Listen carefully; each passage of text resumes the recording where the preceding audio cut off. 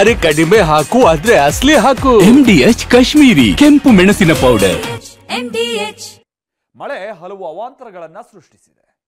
ಪ್ರವಾಹ ಬದುಕನ್ನೇ ಮೂರಾಬಟ್ಟೆ ಮಾಡ್ತಿದೆ. ದಸರಾ ಹಬ್ಬ ಮಾಡಬೇಕಾದಂತ ಜನ ಕಣ್ಣೀರಲ್ಲಿ ಕೈ ತೊಳಿತಾ ಇದ್ದಾರೆ.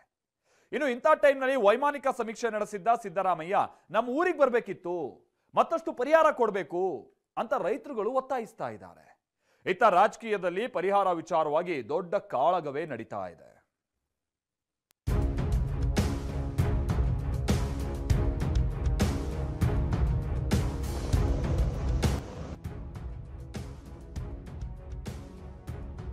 ಪ್ರವಾಹ ತಗ್ಗಿದ್ರೂ ಕಣ್ಣೀರು ಕರಗಿಲ್ಲ, ಕಷ್ಟಪಟ್ಟ ಬೆಳೆದಿದ್ದ ಬೆಳೆ ಕೈಗೆ ಸಿಕ್ಕಿಲ್ಲ.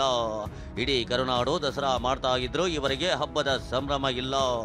ಆಗಸದಲ್ಲಿ ಹಾರಾಡಿ ವೈಮಾನಿಕ ಸಮೀಕ್ಷೆ ನಡೆಸಿದ ಸಿಎಂ ನಮ್ಮ ಹತ್ತಿರ ಬರಲಿಲ್ಲ. ಇದೋ ಮಳೆಯಲ್ಲಿ ನೆನೆದು ಪ್ರವಾಹದಲ್ಲಿ ಮುಳುಗಿ ಕಣ್ಣೀರು ಹಾಕುತ್ತಿರುವ ಅನ್ನದಾತನ ಅಳಲು.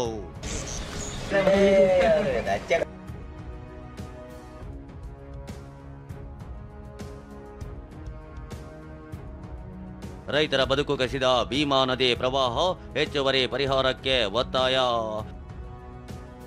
ಲಕ್ಷಾಂತರ ಎಕರೆ ಬೆಳೆ ನಾಶ, ಸಿಎಂ ವೈಮಾನಿಕ ಸಮೀಕ್ಷೆಗೆ ಆಕ್ರೋಶ. ವಿಜಯಪುರದ ರೈತರು ವಿಲವಿಲ ಅಂತಿದ್ದಾರೆ. ಬೀದರ್ನ ರೈತರ ಬೇಸತ್ತು ಹೋಗಿದ್ದಾರೆ. ಕಲಬುರಗಿಯ ಅನ್ನದಾತರಿಗೆ ದಿಕ್ಕೆ ಕಾಣದಂತಾಗಿದೆ. ಮಳೆಯ ಆರ್ಭಟ, ಭೀಮಾ ನದಿಯ ಪ್ರವಾಹದಿಂದ ಉತ್ತರ ಕರ್ನಾಟಕದ ಜಿಲ್ಲೆಗಳ ಪತರಗುಟ್ಟಿ ಹೋಗಿವೆ. ಒಂದಲ್ಲ ಎರಡಲ್ಲ, ಲಕ್ಷಾಂತರ ಎಕರೆಯಷ್ಟು ಬೆಳೆ ನಾಶವಾಗಿದ್ದು ರೈತರ ಬದುಕನ್ನ ಮಳೆ ಮೂರಾ ಬಟ್ಟೆ ಮಾಡಿದೆ. ಭೀಮಾ ನದಿ ಪಾತ್ರದಲ್ಲಿ ಬೆಳೆ ಸರ್ವನಾಶವಾಗಿದ್ದು ಕಲಬುರಗಿ ಜಿಲ್ಲೆಯೊಂದರಲ್ಲಿ ಸುಮಾರು 2 ಲಕ್ಷ ಹೆಕ್ಟೇರ್ ಬೆಳೆ ನಾಶವಾಗಿದೆ. ವಿಜಯಪುರದಲ್ಲಿ 1.5 ಲಕ್ಷ ಹೆಕ್ಟೇರ್, ಯಾದಗಿರಿಯಲ್ಲಿ 1,18,000 ಹೆಕ್ಟೇರ್, ಬೀದರ್ನಲ್ಲಿ 1 ಲಕ್ಷ ಹೆಕ್ಟೇರ್ ಬೆಳೆ ನಾಶವಾಗಿದೆ. ಹಾಗೆಯೇ ಬಾಗಲಕೋಟೆಯಲ್ಲಿ 70,000, ಬೆಳಗಾವಿಯಲ್ಲಿ 50,000, ರಾಯಚೂರಿನಲ್ಲಿ 100 ಹೆಕ್ಟೇರ್ನಷ್ಟು ಬೆಳೆ ಹಾನಿಯಾಗಿದೆ. ಈ ಬಗ್ಗೆ ಇವತ್ತು ಮಾತನಾಡಿದ ಸಿಎಂ, ಉತ್ತರ ಕರ್ನಾಟಕದಲ್ಲಿ 95% ಪ್ರವಾಹವಾಗಿದೆ ಅಂತ ಹೇಳಿದ್ರು. 95% ಫ್ಲಡ್ ಇರ್ತಕ್ಕಂಥದ್ದು ಉತ್ತರ ಕರ್ನಾಟಕದಲ್ಲೇ 8-9 ಜಿಲ್ಲೆಗಳಲ್ಲಿ ಫ್ಲಡ್ ಜಾಸ್ತಿ ಆಗಿದೆ. ಬೆಳಗಾಂ, ಬಿಜಾಪುರ, ಬಾಗಲಕೋಟೆ, ಕಲಬುರಗಿ, ಬೀದರ್, ಯಾದಗಿರಿ, ಹುಬ್ಳಿ, ಧಾರವಾಡ, ಗದಗ. ಪ್ರವಾಹ ಪರಿಸ್ಥಿತಿ ಅವಲೋಕಿಸಿರೋ ಸಿಎಂ ನಿನ್ನೆ ಕಲ್ಯಾಣ ಕರ್ನಾಟಕ ಭಾಗದಲ್ಲಿ ವೈಮಾನಿಕ ಸಮೀಕ್ಷೆ ಮಾಡಿದ್ರು. ಬಳಿಕ ಸುದ್ದಿಗೋಷ್ಠಿ ನಡೆಸಿದ ಸಿಎಂ ಪರಿಹಾರ ಘೋಷಣೆ ಮಾಡಿದ್ರು. ಆದರೆ ಸಿಎಂ ವೈಮಾನಿಕ ಸಮೀಕ್ಷೆಗೆ ರೈತರು ಆಕ್ರೋಶ ಹೊರಹಾಕಿದ್ದಾರೆ. ವೈಮಾನಿಕ ಸಮೀಕ್ಷೆ ನಡೆಸಿದ್ರೆ ನಮ್ಮ ಸ್ಥಿತಿ ಗೊತ್ತಾಗಲ್ಲ, ಸಿಎಂ ನಮ್ಮ ಊರಿಗೆ ಬರಬೇಕಿತ್ತು ಅಂತ ಯಾದಗಿರಿ ರೈತರು ಆಗ್ರಹಿಸಿದ್ದಾರೆ. ವಿಮಾನದಲ್ಲಿ ಬಂದು ವೈಮಾನಿಕ ಸಮೀಕ್ಷೆ ಮಾಡಿಕೊಂಡು ಬಂದಿದ್ದಾರೆ. ಇಲ್ಲಿ ರೈತರ ಸಮಸ್ಯೆಯನ್ನು ಪರಿಹರಿಸಬೇಕಾಗಿತ್ತು, ಅವರು ಬಂದಿಲ್ಲ. ನಮ್ಮ ಕಷ್ಟವನ್ನು ಕೇಳಬೇಕಾಗಿತ್ತು, ಆದರೆ ಇಲ್ಲಿ ಕಂದಾಯ ಸಚಿವರು ಬಂದಿಲ್ಲ. ಹಾಗೆ ವೈಮಾನಿಕ ಸಮೀಕ್ಷೆ ಮಾಡಿದರೆ ಏನು ಗೊತ್ತಾಗಲ್ಲ, ಹಾಗೆ ಬಂದು ಹಾಗೆ ಹೋಗಿದ್ದಾರೆ. ಆದರೆ ಈ ಪರಿಹಾರ ಹೆಚ್ಚಿನ ರೀತಿಯಲ್ಲಿ ಕೊಡಬೇಕು. 2 ತಿಂಗಳು ಕಳೆದರೂ ರೈತರಿಗೆ ಸಿಗದ ಪರಿಹಾರ. ನಿನ್ನೆ ಸಿಎಂ ಸಿದ್ದರಾಮಯ್ಯ ವೈಮಾನಿಕ ಸಮೀಕ್ಷೆ ನಡೆಸಿ ಪರಿಹಾರ ಘೋಷಣೆ ಮಾಡಿದ್ದಾರೆ. ಆದರೆ ಈ ಪರಿಹಾರ ಸಿಗುತ್ತಾ ಇಲ್ವೋ ಎಂಬ ಆತಂಕ ರೈತರಿಗೆ ಕಾಡ್ತಿದೆ. ಯಾಕಂದ್ರೆ ಬೆಳಗಾವಿಯಲ್ಲಿ 2 ತಿಂಗಳು ಕಳೆದರೂ ಕೃಷ್ಣಾ, ಘಟಪ್ರಭಾ, ಮಲಪ್ರಭಾ ಪ್ರವಾಹ ಸಂತ್ರಸ್ತರಿಗೆ ಪರಿಹಾರ ಸಿಕ್ಕಿಲ್ಲ. ಜಿಲ್ಲಾಧಿಕಾರಿಗಳು ಸರಿಯಾಗಿ ಸರ್ವೆ ಮಾಡದೆ ಪರಿಹಾರ ಸಿಕ್ಕಿಲ್ಲ. ಪ್ರತಿ ಎಕರೆಗೆ 50,000 ನೀಡಬೇಕು ಅಂತ ರೈತರ ಒತ್ತಾಯಿಸಿದ್ದಾರೆ. ಸರ್ಕಾರ ಅಧಿಕಾರಿಗಳು ಇವತ್ತು ನಿರ್ಲಕ್ಷ್ಯತನೋ ಮತ್ತೇನ ಅವರ ಸರ್ಕಾರಕ್ಕೆ ಸರಿಯಾಗಿ ರಿಪೋರ್ಟ್ ಕೊಟ್ಟಿಲ್ಲೋ, ಇಟೋಟಿಗೆ ಪರಿಹಾರ ಬರಬೇಕಾಗಿತ್ತು. ಯಾಕಂದ್ರೆ ಮತ್ತೊಂದು ಬೆಳೆ ಮಾಡಬೇಕಾಗಿತ್ತು. ನಾವು ಎಕರೆಗೆ 30-40 ಸಾವಿರ ರೂಪಾಯಿ ಬಂಡವಾಳ ಹಾಕಿ ಲಾಭ ಕೂಡ ಇಲ್ಲ. ಹೀಗಾಗಿ ನಾವು ಸಾಕಷ್ಟು ಇವತ್ತು ರೈತರ ಆತಂಕದಾಗದು. ಪ್ರವಾಹ ಪರಿಹಾರದ ವಿಚಾರವಾಗಿ ಬಿಜೆಪಿ ಕಾಂಗ್ರೆಸ್ ಫೈಟ್. ಪ್ರವಾಹದಲ್ಲಿ ಕೆಂಗೆಟ್ಟು ಹೋದ ರೈತ ಪರಿಹಾರಕ್ಕಾಗಿ ಎದುರು ನೋಡ್ತಾ ಇದ್ರೆ ಈತ ರಾಜಕೀಯ ನಾಯಕರು ಕೇಂದ್ರ ರಾಜ್ಯ ಅಂತ ಕೆಸರೆರಚಾಟದಲ್ಲಿ ತೊಡಗಿದ್ದಾರೆ. ಕೇಂದ್ರವ ಕೊಡುತ್ತೆ, ರಾಜ್ಯವ ಪರಿಹಾರ ನೀಡಲಿ ಎಂದಿದ್ದ ವಿಜಯೇಂದ್ರಗೆ ಉಪದೇಶ ಮಾಡೋದು ಬಿಡಿ ಅಂತ ಪ್ರಿಯಾಂಕರ್ಗೆ ತಿರುಗೇಟು ಕೊಟ್ಟಿದ್ದಾರೆ. ಕೇಂದ್ರ ಸರ್ಕಾರ ತನ್ನ ಏನು ಕರ್ತವ್ಯ ಮಾಡಬೇಕು, NDRF ನಾಮ್ಸ್ ಪ್ರಕಾರ ಏನು ಬರಬೇಕು ಬಂದೇ ಬರ್ತದೆ.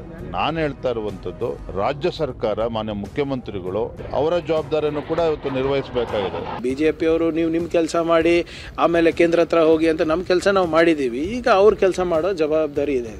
ಸೊ ನಮಗೆ ಉಪದೇಶ ಮಾಡೋದು ಬಿಟ್ಟು ಬಿಜೆಪಿಯವರು ಕೇಂದ್ರ ಸರ್ಕಾರಕ್ಕೆ ಸ್ವಲ್ಪ ಸ್ಪಂದಿಸಲಿಕ್ಕೆ ಹೇಳಬೇಕಾಗ್ತದೆ. ನಾನು ಹೇಳ್ದಂಗೆ ಅವರು ನಮ್ಮ ಮೇಲೇನು ಉಪಕಾರ ಮಾಡ್ತಾ ಇಲ್ಲ, ಅವರು ನಮ್ಮ ಕನ್ನಡಿಗರ ಬೆವರ ಬೆಲೆಯನ್ನು ಕಟ್ಟುವ ಸಮಯ ಬಂದಿದೆ ಅಂತ ನಾನು ಹೇಳ್ತಾ ಇರೋದು ಅಷ್ಟೇ. ಇನ್ನು ಕೇಂದ್ರದ ಜೊತೆ ಸಂಘರ್ಷಕ್ಕಿಳಿಯದೆ ಪ್ರಸ್ತಾವನೆ ಸಲ್ಲಿಸಲಿ ಅಂತ ಎಚ್ಡಿಕೆ ಹೇಳಿದ್ರು.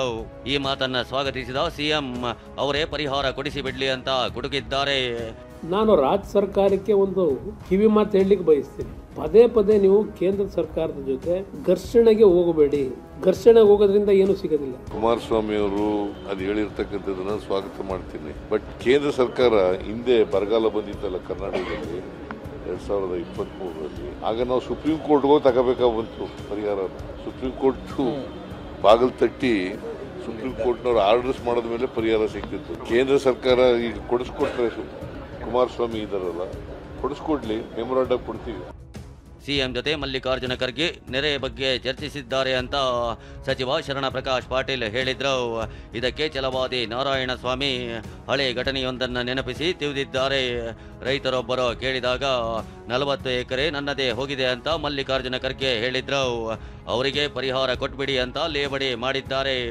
ಫ್ಲಡ್ ವಿಚಾರಕ್ಕೆ ಕೇಳಿದ್ರು, ಯಾಕಂದ್ರೆ ನಮ್ಮ ಭಾಗದಲ್ಲಿ ಬಹಳ ದೊಡ್ಡ ಪ್ರಮಾಣದಲ್ಲಿ ಫ್ಲಡ್ ಆಗಿದೆ, ಹಾಗಾಗಿ ನೀವು ಅದೇ ಪರಿಹಾರ ಕೊಡಬೇಕು ಅಂತ ಆಲ್ರೆಡಿ ಅನೌನ್ಸ್ ಮಾಡಿದೀವಿ ಅಂತ ಮುಖ್ಯಮಂತ್ರಿ ಹೇಳಿದ್ರು. ಧನ್ಯವಾದಗಳು ಕೂಡ ಹೇಳಿದ್ರು. ಅವರು ಹೆಚ್ಚು ಗೌರವಿಸ್ತಕ್ಕಂತ ವ್ಯಕ್ತಿ ಅಂತಂದ್ರೆ ಈ ಭಾಗದಲ್ಲಿ ಮಾನ್ಯ ಮಲ್ಲಿಕಾರ್ಜುನ ಖರ್ಗೆ. ಯಾರೋ ಹೋದ್ರು, ನಂದು 4 ಎಕರೆ ತೊಗರಿ ಎಲ್ಲ ಹಾಳಾಗ್ಬಿಟ್ಟಿದೆ ಸ್ವಾಮಿ, ನನಗೇನೋ ಇರ್ಬೋದು. ಏನಪ್ಪ 6 ಎತ್ತವಳಗ್ 3 ಎತ್ತವಳ ಪಾಠ ಹೇಳ್ದಂಗೆ ಹೇಳ್ತೀಯ, ನಿಂದು 4 ಹೋಗಿದ್ರೆ ನಂದು 40 ಹೋಗಿದೆ ಅಂದ್ರೆ ಮುಖಂಡರುಗಳು ಮಾತಾಡೋ 40 ಹೋಗಿದೆ ಅಂತಂದ್ರೆ ನಾನು ಮಾನ್ಯ ಮುಖ್ಯಮಂತ್ರಿಗಳಲ್ಲಿ ಮನವಿ ಮಾಡ್ತೇನೆ, ಆ 4 ಹೋಗಿರೋ ವ್ಯಕ್ತಿಗೆ ಒಂದು ದಿನ ನಿಧಾನ ಆದ್ರೂ ಪರವಾಗಿಲ್ಲ, ನೀವು ಕಾಂಪನ್ಸೇಷನ್ ಕೊಡೋದು.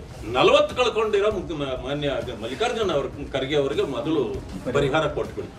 ನಾಯಕರು ತಮ್ಮ ರಾಜಕೀಯ ಪ್ರತಿಷ್ಠೆ ಬಿಟ್ಟು ಅನ್ನದಾತರಿಗಾಗಿ ಮಿಡಿಯಬೇಕಿದೆ.